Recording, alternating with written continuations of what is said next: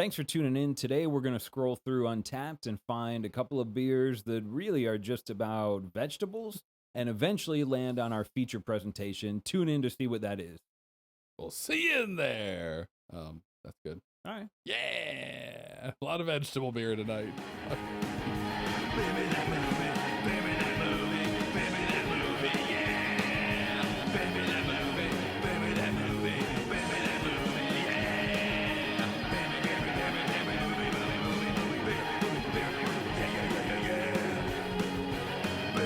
Welcome back! Really welcome back, and thanks for listening to our first 4 shows now. We'd love some feedback if you have any. Obviously, is the new format good? Do you like Beer Me That Movie every week, or do you love Beer Me That Movie every week? Those are your only 2 answers. It is multiple choice. That's easy. Let us know on Instagram is probably where we're most active, Beer Me That Movie. Or on Untappd, again, tag us in your check-ins, Beer Me That Movie. Yes. So in the meantime, we are sticking with the same format this week. Part 1 tonight or today or whatever. So everything up through the Fast 5 and picking our feature. The next week, it'll be Powder Jones. I mean, whatever feature we happen to pick tonight, we're going to lay it all out in its glory next episode. So make sure you're subscribed so you don't miss out. That's true. If I see Powder Jones again, it's happening. And it's out there. But outside of that, Harrison, are you ready to Beer Me That Movie? Oh man, do bears eat popes? I mean, I guess hypothetically. Let's ride. Woo. Okay. Okay. So what we like to do at this stage in the show is kind of start and kind of recap what happened last week. Yes. Yeah. Last week. Window Seat Daydream. What an amazing. What an adventure. It was an adventure. It was maybe the most, it wasn't the most suspenseful part, but the picking of that movie. We gave ourselves an ultimatum, Powder Jones, unless the next thing is great, and we found some dud, and then gave ourselves a mulligan, and then that next beer after that was Window Seat Daydream. We both instantly knew, well, we have to do this one, and we did. Yeah, it was one of the easiest commitments, and I blame it on you for making it sound like a good movie idea right off the bat. Yep. Obviously, making it was a little harder, and now we're kind of becoming like A24, we're just doing thrillers now, I guess, which they're so easy to write. They're a lot of fun. They're fun. They're the little mind puzzles. We did like another, right? We did The Fourth Dose was creepy, thrillery. This was definitely a thriller. It was fun. I had a good time. And once again, this time actually it was cool. It's like you had the secret ending. You figured it out and kind of led us there, and that was fun for me because I got to be the puzzle solver as the maze was being drawn. I was just running 5 feet behind you as you were drawing it. No, there's a wall there. Go right instead. That makes no sense. But yeah, it was really cool. My wife is an avid movie watcher and thriller book reader, and she watched it, she was like, I liked that more than I thought I would. Wow. Which was good, because she thought for sure the time loop, when I told her about that, she was like, too much, too many people do this, but that it was, spoiler alert, that it was not really a time loop and her just almost dying and coming back to life, and a huge metaphor. A little different, I feel like, I mean, I don't want to rewrite a movie that I've seen. I'm gonna pull inspiration from everything I've lived. That's all people do. That's all we can do. There's nothing wrong with that. Right, you think Da Vinci invented the helicopter? Talk to his dad, his shop teacher. Right, exactly. Poor Da Vinci's shop teacher. Oh man, shut up, Leonardo. Calm down. We're trying to build bridges here. No, we can't breathe underwater. Exactly right. A flying machine. What are you trying to cheat your way into heaven? A heretic. You know what you should do is just go dig up dead bodies, cut them open if you're so crazy. Oh, no, I was kidding. Don't do that, Leonardo. Yeah, well, I guess I'm thankful for his drawings of the heart. Yeah, we all are. I guess. Leo, the original Leo. Never change. Too late. Yeah. Oh man. But so last week, let's talk about thrillers for a sec. And inspiration. any ones like thriller movies jump to your mind, John, of like, ooh, that was one when I saw it, I was like, whoa, it kind of blew your mind, or Yeah, so we talked last week about some of our weird horror movie history. Harrison still still haunts me with E.T. phone nobody. Phone home and get off Um, this rock, you freak. Other horror movies that I mean, okay, so here's a layup, and I'm sorry to even bring it up, but when The Ring happened, that was like that, and I'll tell you what, for me, it was like The Yes. Ring, Blair Witch as well. These are big movies nowadays, Love but it. Blair Witch was made on a budget that we could afford. Oh yeah. And what they did well is they borrowed horror tropes from everything, but Yeah. it was a new way to tell it. Yep. Kind of like A24's what was that movie they did with the hand? Talk to Me. Talk to me. Yes. Right? So you've seen this story before, but the way that it was told here, young kids with the hand, I mean, like similar things, but in a new vehicle. And I really appreciate that. Yeah, it's fun. You don't know where it's going. You think you do. There's always a twist and a turn, and makes it feel like a ride. I know, they're great. One of the first thrillers I ever watched was a movie called Wait Until Dark. I was probably in, I don't know, end of middle school, high school. It's made in the 60s. Aubrey Hepburn is in it. As is a young Alan Arkin, R.I.P. But like it's basically, the premise is a blind woman who lives alone accidentally picks up like the wrong bag at an airport, and it happens to be full of essentially, I think, like a doll full of drugs that like Alan Arkin and his cronies were supposed to pick up to sell and do criminal stuff with. So she actually has it. So they sneak into her apartment and try to get it back. And the whole third act is like them jumping around, hiding in her apartment, trying for her not to notice that they're there. She's blind. And it's this great, there's like one huge jump scare, and watching with my dad, he like knew it was coming. You could feel him watching me. Yes. And like, how high is my son going to jump? And I think I touched the ceiling. So old school thriller is a bit of a stretch. Great idea. But yeah, if you're not jumping out of your seat and you happen to watch this movie, wait till the last 5 minutes, because I flew through the air when something happened. I can imagine a lot. You have the opportunity to build a lot of us. Like it's right. A blind woman. There's a lot of blind people that live on their own. But then when you have to put yourself as a person that can see, when you have to imagine yourself in that situation, there's so much room for just negative space to build suspense in that story. Yeah. Yep. It was very cool. The whole movie was just building suspense, and then it really paid off at the final act. So that was neat. That's it. In terms of changes, I don't really have many notes for that one. I thought it went really well. It was cool. I mean, obviously, like all of these are like not even a rough draft. It's like us obviously thinking it as we do it. So if we made it into a movie, we'd make tons of changes. But in terms of like, I didn't walk away from last week's episode thinking like, oh, if only we had da-da-da-da. I think I loved how it turned out. Yeah, I agree. I spent a good amount of time editing that one, going back and listening. And usually that's when I'll get my ideas for what I would have changed. Yeah. But really, the only thing that needed changing there is that'd be something that I'd like to develop more. Sure. Because I think it does have room to be a proper told story in a movie. Yep. Yeah. We could always do her kind of repeating 15-minute windows and add more detail in there and more intrigue, and really play up like what parts of her subconscious is she talking to, like which each character, what does it represent, what do they represent? Like we very, I think, well fleshed out the kind of the dark passenger that she was battling with at the end. But you know what? There's a lot of movies that I've seen where, you know, maybe they're built for critical acclaim, and you can really like look at the story and the detail, and you can see those little kind of secret touches, and that's obviously playing on her childhood experience. But there's also movies that aren't so critically acclaimed or built that are just fun to watch. And while I really respect those sort of perfect Oscar-winning drama stories, it's also just, I like movies because I like to have fun.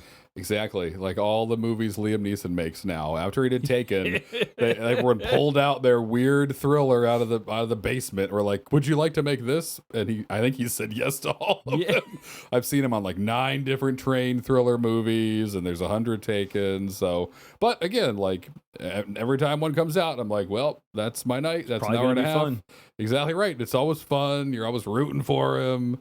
So yeah, those movies are great. So that was fun to try our crack at one last week.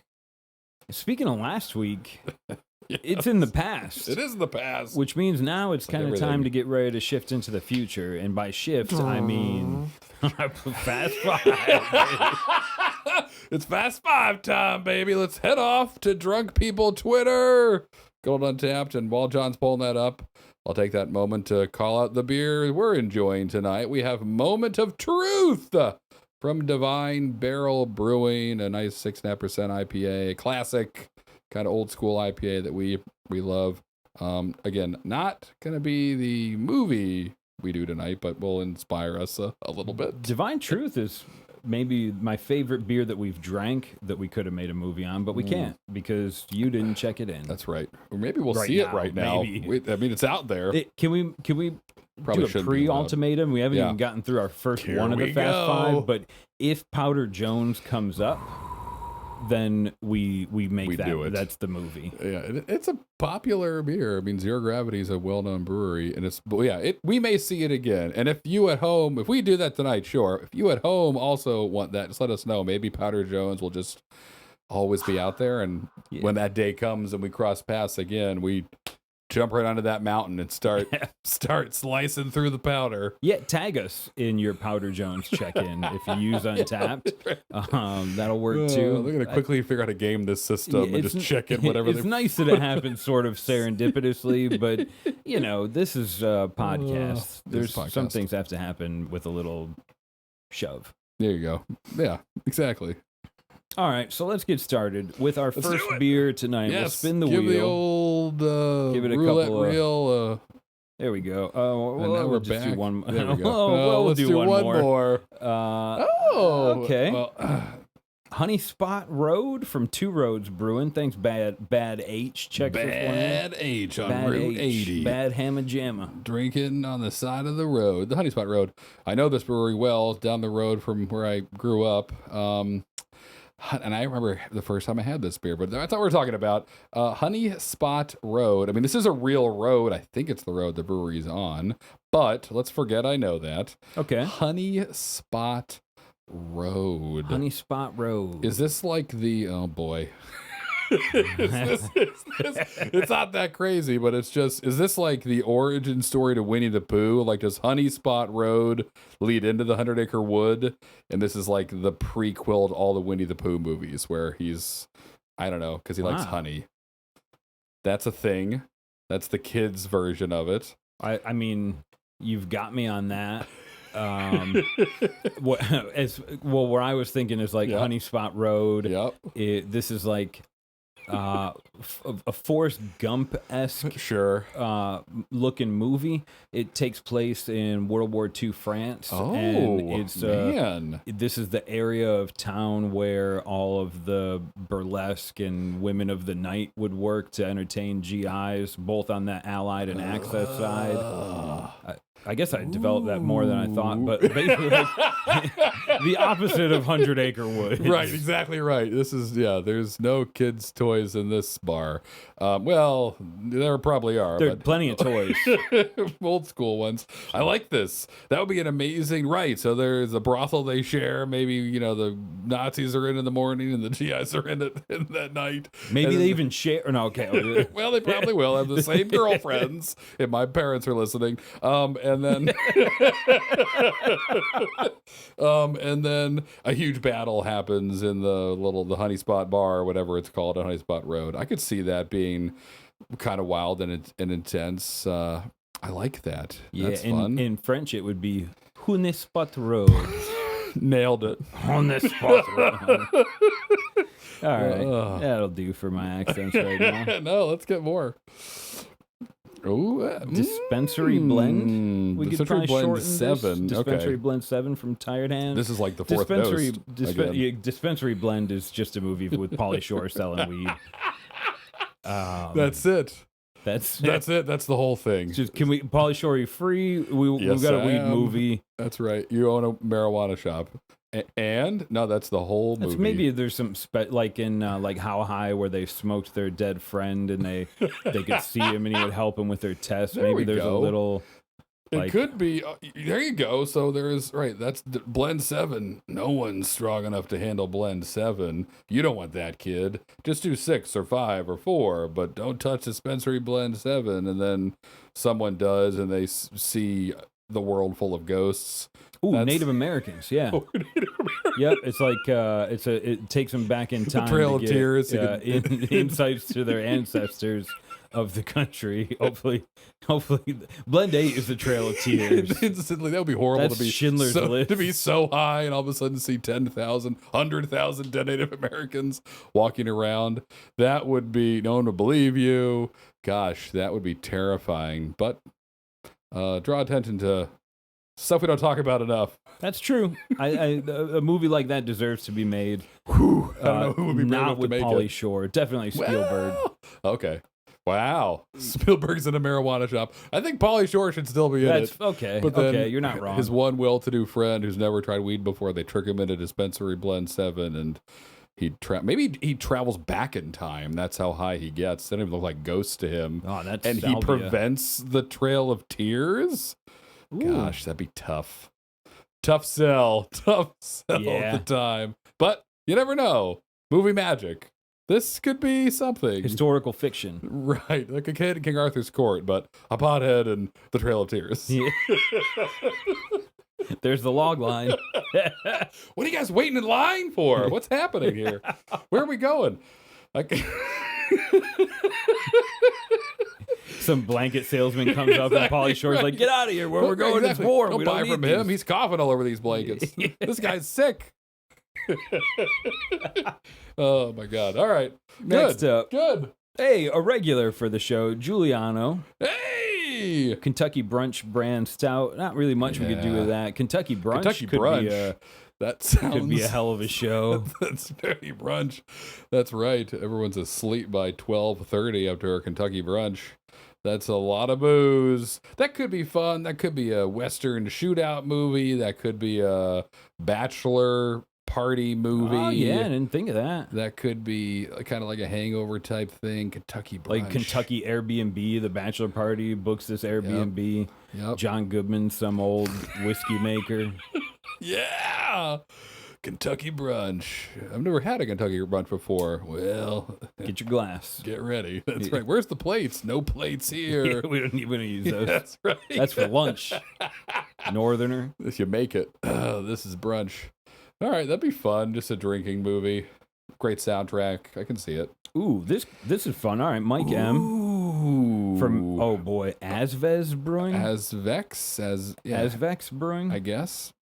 His 4,000th beer. Mike M checks into Temporary Internet Files. Temporary Internet Files. Oh, Temporary Internet. I mean, isn't that a cookie? Files. I don't know. Right. I think you're right.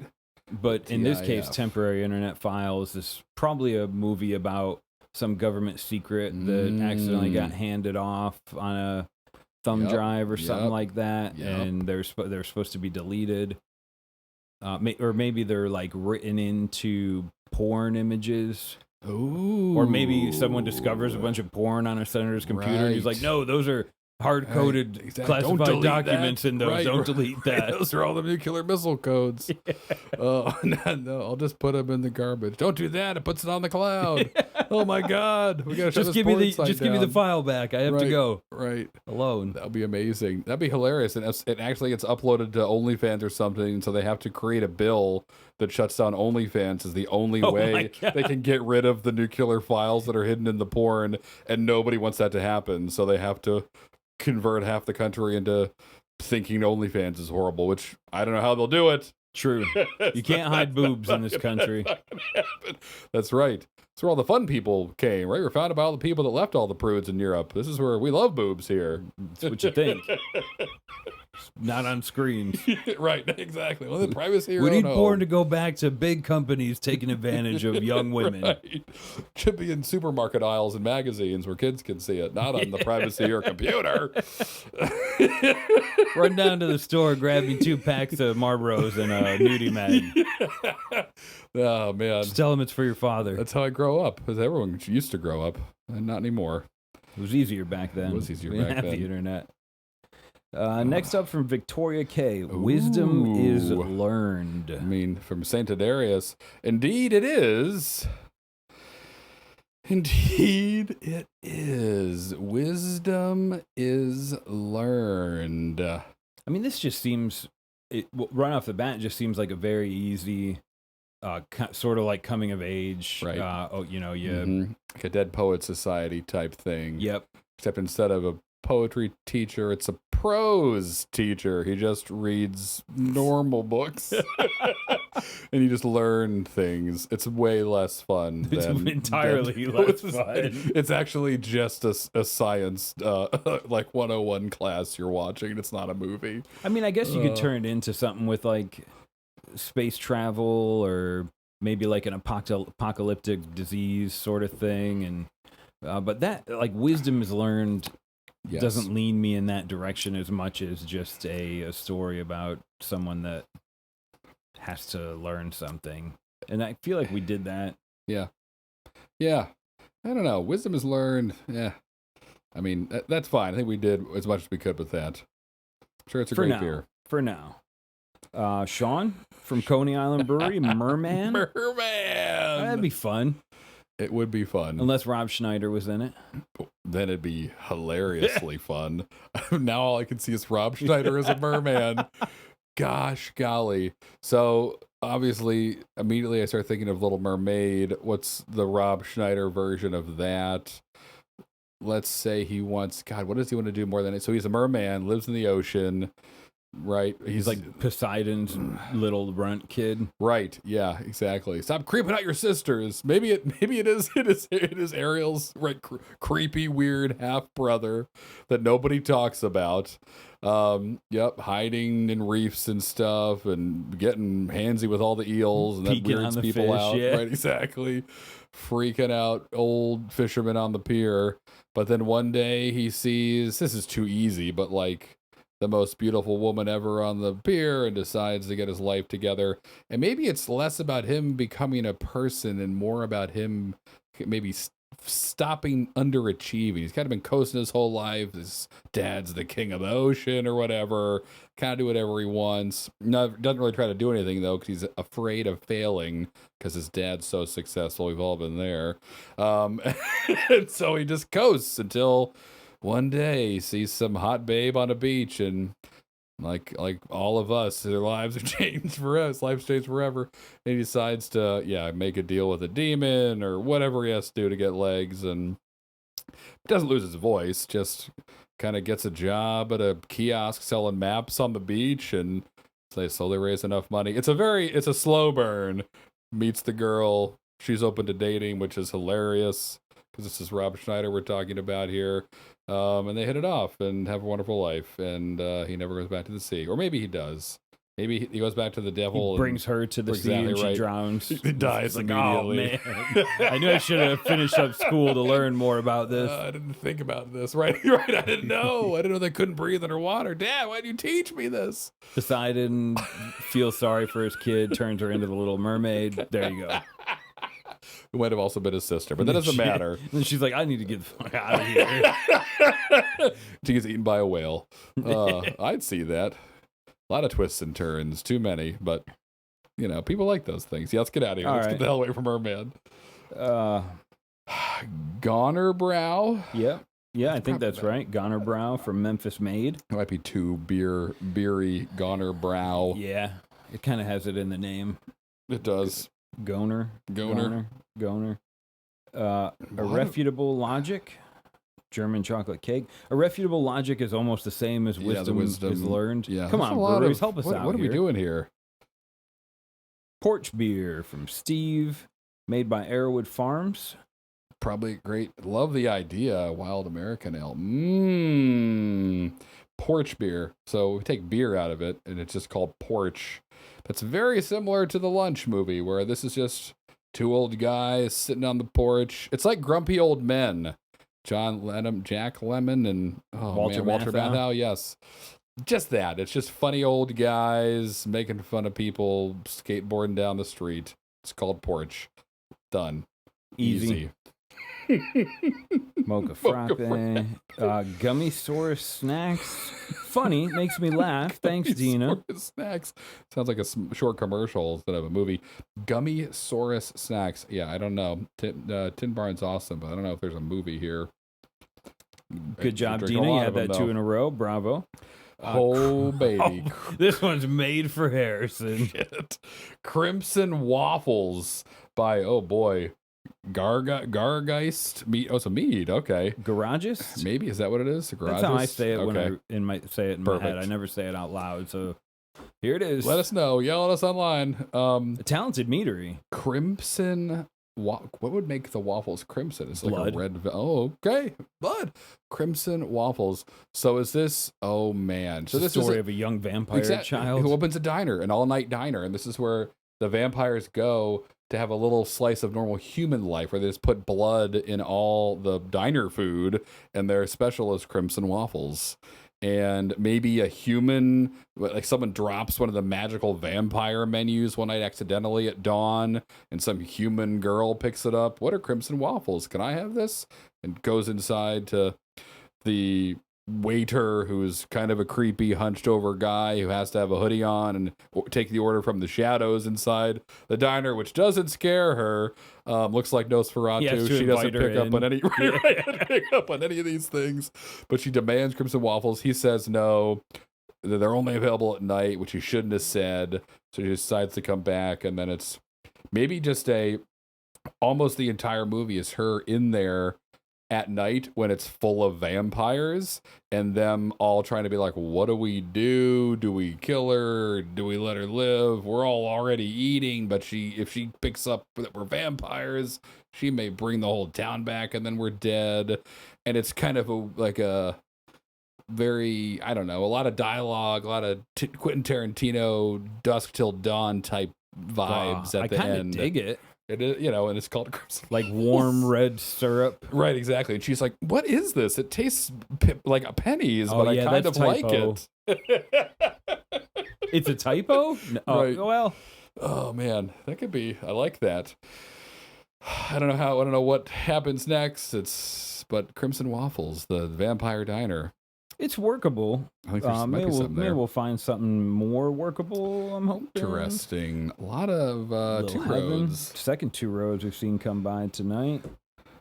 Zaguli Ale. I got nothing on that. Zaguli is just a scary movie. It's just a different vampire and diner. Instead of the Tooth Fairy, it's Zaguli.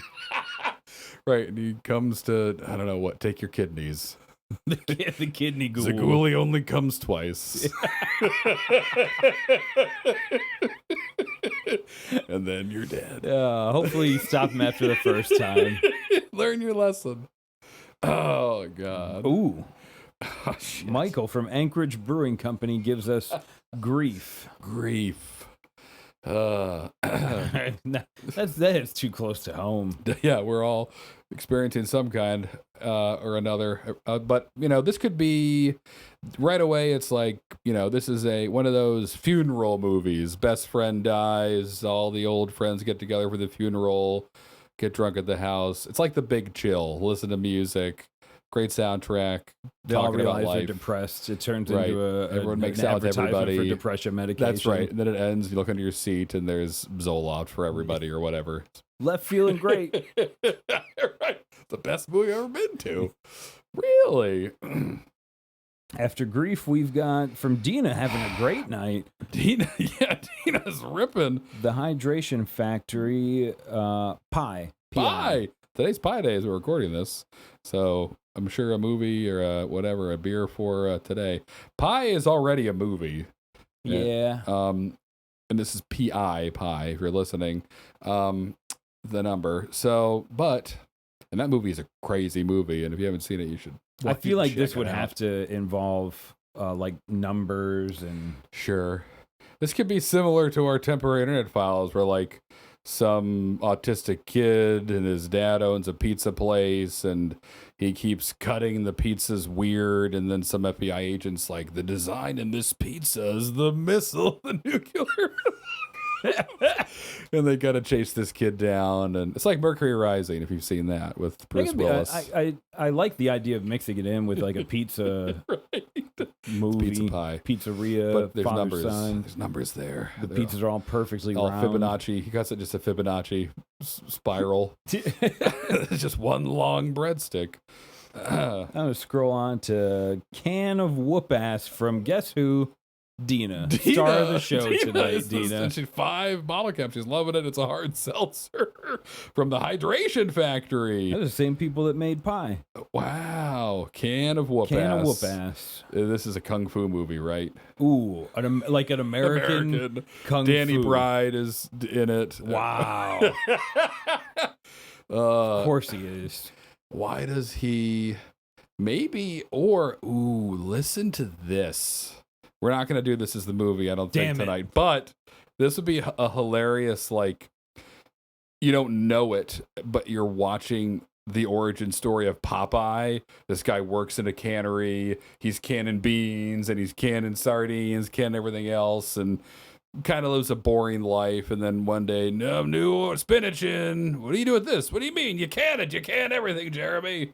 And then starts canning it, and he's hungry. Want him off the line because it's not selling, so they give it to him. Give it to him. You guys can eat this for free, right? And he starts eating it. It's big. That makes me feel good. And then somebody turns into a sailor and has huge forearms, and then cans even faster and becomes the employee of the month, and then leaves and does whatever Popeye does. But this could be a weird.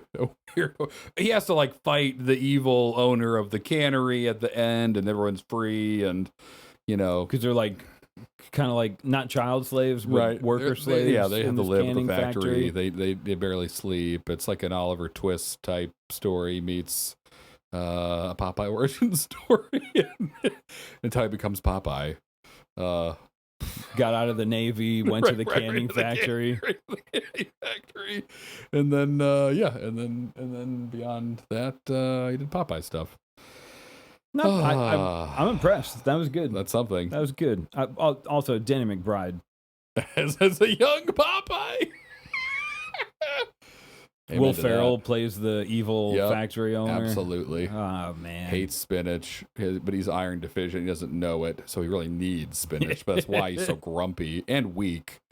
True. He has to wear like a robo suit to fight him. Try to fight him, but he beats the crap out of that robo suit.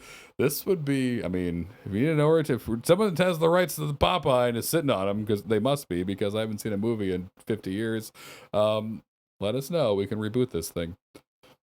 Ooh. So this one's huge. The Explorer from Anchorage. This could go anywhere. What do you think of first, John, when you hear the Explorer? What kind of Explorer? I don't like something like what was it, The Revenant? Yeah. Like kind of gritty American Manifest Destiny sorta. I mean, I guess you could take it to the ocean too, but the first place I went was like early America. We barely got the colonies sorted, and and there's an explorer out there with a dream that would one day become America. The city of San Francisco or whatever. Again, historical fiction. Right. This place is nothing but mountains. I'm going to build a city here. How? I'm just going to do it. A lot of earthquakes. It probably won't affect us. We love the hills. I like that. Perfect. The Explorer. That could be anything, but I like that we're going across the continent. All right, what's next? We got to be close. I feel like we're close to. Oh, knocking on the door. Son of a gun. We can't do another thriller. So if we do this has to be like, like someone, the guy who is Barney, trapped in like the Barney costume somehow for days and loses his mind, can't eat, maybe gets bitten by a rabid dog, and is just thirsty for blood in a small, cute little neighborhood. And so this one's called Beast at the Door. If you're I got wondering, so if excited. you're wondering what got Harrison to run down that trail of thought. Oh, A lot of Beast Anchorage tonight at too. the Beast at the door. I mean, you're right. This is suited for maybe I love okay. it. It like God, thrillers. But you could make it more. It could be about a traveling door-to-door salesman. We're in the 60s, 70s. Okay. And it's not actually a devil or a beast. It's a guy that finds these women, puts babies in them, and then never comes back again. So he's this he's a beast. He's just fathering all these children that'll never meet their father. And some moms might tell a good story. Some moms are like, "Yeah, your dad sold me this vacuum. Sucks." Exactly, just like him. Yeah. And then left us for good. And then these kids all meet each other somehow, band together, and try to find and track down this monster. That could be something. That'll get the critics talking. I like that. I like that better than the obvious Barney rampaging through the neighborhood. Of course. Filled with rabies. If Rabid Barney is thirsting for blood. Oh my gosh. I mean, that would be awesome. Clean up time. That movie would be amazing. Kind of like a campy horror movie. Watching Barney rip through a wall like the Kool-Aid Man. Yes. Just smashing people's heads Killer in. Clowns from Outer Space, but Barney. It's covered in dog blood, right? In his own feces. I'd watch that. That'd be a blast from the past. I think every 90s kid it'd be so much fun to make a lot of money. Dude, Teletubbies horror, Right. human centipede Teletubby thing. Right. If they even, I don't know what you sew parts to for them, but we'll figure it out. That's right. That's what the Get the cost special department. effects guys. Yeah, they'll figure it out. Steamboat from Rob. I mean, that's all Steamboat. This is a gambling. We're in the South, we're on the Mississippi River, and it's the first poker tournament, and Mark Twain is there, and I don't know what the story is. Right, really inappropriate. Probably can't make this movie. But Steamboat, yeah, maybe this is right, poker tournament. Mark Twain's there as a guest. And this movie inspires him to write Huck Finn or something like Tom Sawyer. He encounters some kids or sees a runaway slave and a boy on a raft and is like, I'm going to write a story about that. Done. Career done. Because it's not Mark Twain at that point. It's what was his name? What was his real name? Oh, crap. Sam Clemens? There we go. Yes. Yes, indeed. Ooh, all right. Oh, man. I mean, I love this beer. So Space Broccoli from Other Half. Let me not get ahead of myself. I don't know if this is a movie. Space Broccoli.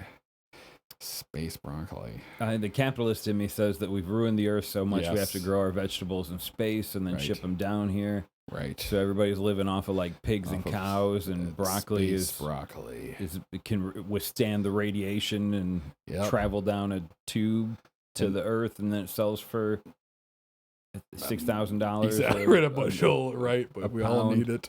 Korean broccoli soup is the food of the gods. Elon Musk is the only person that's tasted it. Right. Finally, broccoli has its day in the sun. It just takes the world ending for people to actually like it. That could be, and maybe some batch of the space broccoli gets hit with a solar flare and turns everyone to zombies. I don't know. The people. That's how space works. Right. It's a propaganda movie made by all the pro-meat people who want to make all the vegetarians seem horrible. It only ate the cows we had left. One little space flare. Look what could happen. What happened? They're eating each other's brains and not just broccoli.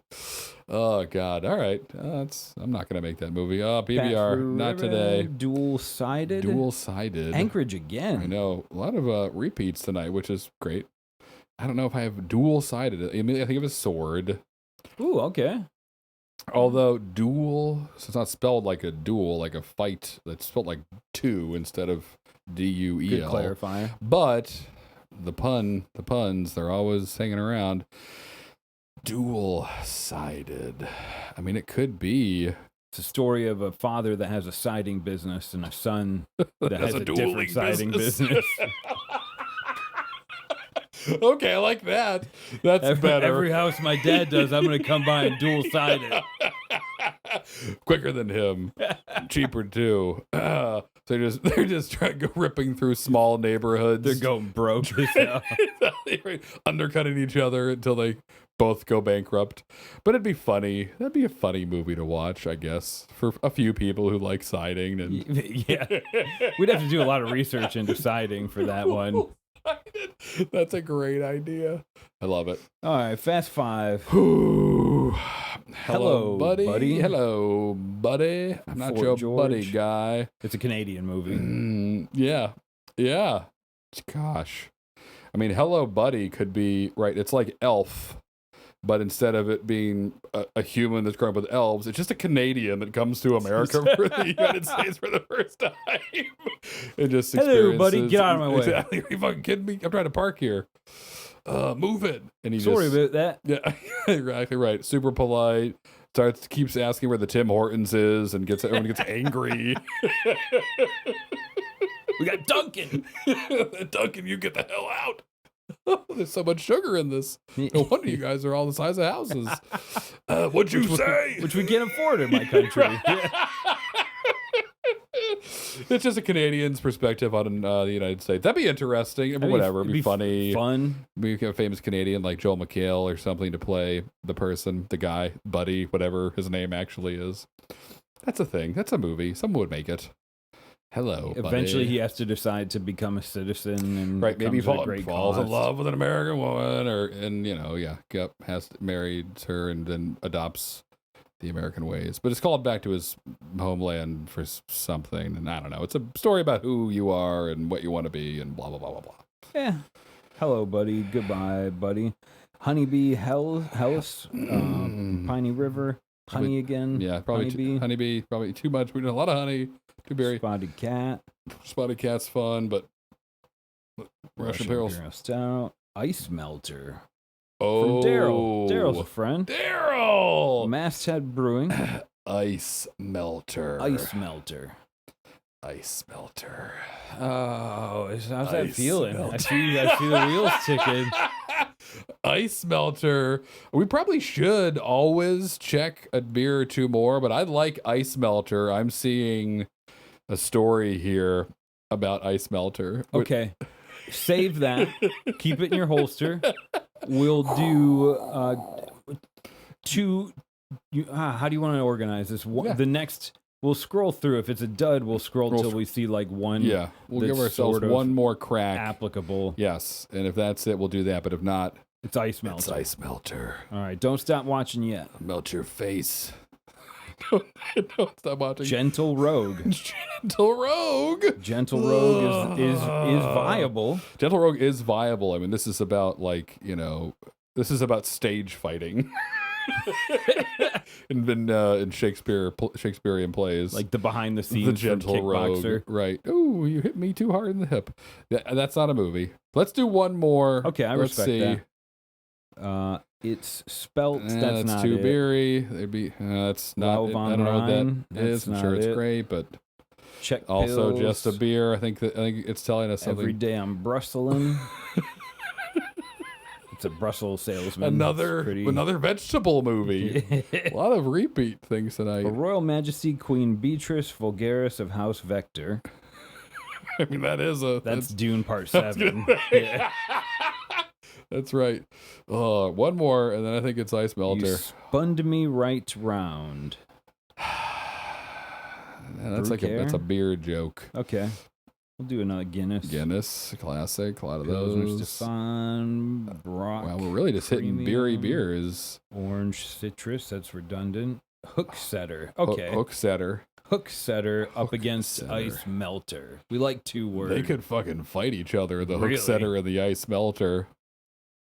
If you're ice fishing, I think you need both of these. You definitely do. Everyone in Minnesota is like, I know. I got a good hook setter and a great ice melter. It could be a story about like a music production guy. You gotta set the hook. Could be a boxing coach. Could be boxing, fishing. It could be what other hooks? Hook setter. The Hook Setter. Maybe it's like the name of a spaceship that is first out into the deep dark space. The Hook Setter. It sets the hook so that other spaceships can Know where faster to than go. light travel That's there right. or something like So that. it's like a Pathfinder, the first one out into the unknown. That could be a zillion movies. We're following the USS Hook Setter or whatever out into the great beyond. It's not bad. I don't think Ice Melter. I don't even know what it is. Me either. I have no idea where it's going. It just tickles my brain in a way that says, "This is your feature." I mean, to be fair, I think so far, I mean, I don't want to claim favorites, but every parent knows you have one. Yeah. And for me, it's been Banana Whale. I And know. Banana Whale shouldn't have been a movie. Like, that was ridiculous.